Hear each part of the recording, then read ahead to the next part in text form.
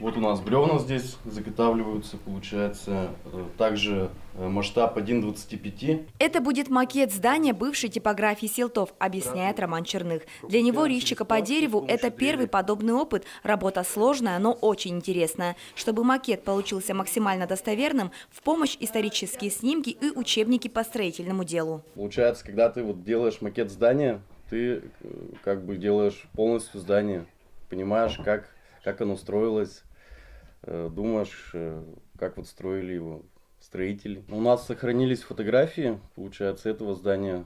Сохранилось всех больше фотографий с разных ракурсов, со всех сторон. И уже, получается, по фотографиям мы высчитываем размеры. Дом священника. Очень интересное здание со своеобразной архитектурой. Даже вот окна и не готический стиль, и необычный, но что-то своеобразное такое, которого редко где встретишь. Всего мастерам предстоит изготовить 9 макетов исторических зданий для Сибирского тракта в миниатюре. Так назвали свой проект силтинцы, на реализацию которого получили президентский грант. Сибирский тракт, он не только через наш район проходил, соответственно, мы хотим подключить соседние районы. Это Сюмсинский район, Игринский район и Дебесский район. И это как раз вот одна из веток Сибирского тракта. Они у себя начинают изготавливать дополнительно макеты своих территорий. То есть, если это, например, Дебесы, то у них там замечательный музей сейчас. Там, по-моему, этапная терма была раньше.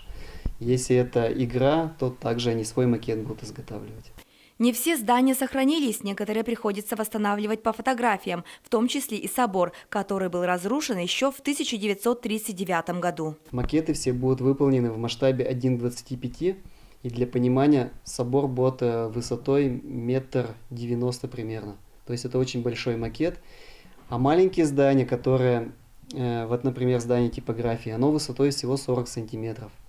И, соответственно, когда мы этот парк создадим, масштабность будет очень сильно ощущаться, особенно величие вот этого собора. Макеты авторы проекта рассчитывают подготовить к осени. Их установят на постаменты под антивандальные стеклянные витрины с подсветкой и QR-кодами. И к 425-летию села Силты откроется историко-парковая зона «Сибирский тракт в миниатюре». Вероника Ваулина, Илья Дерендяев. Новости.